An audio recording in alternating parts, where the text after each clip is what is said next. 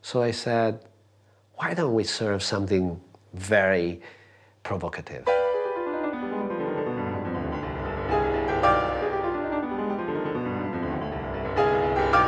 I serve tortellini only with 6 tortellini in one line. They were walking into the broth.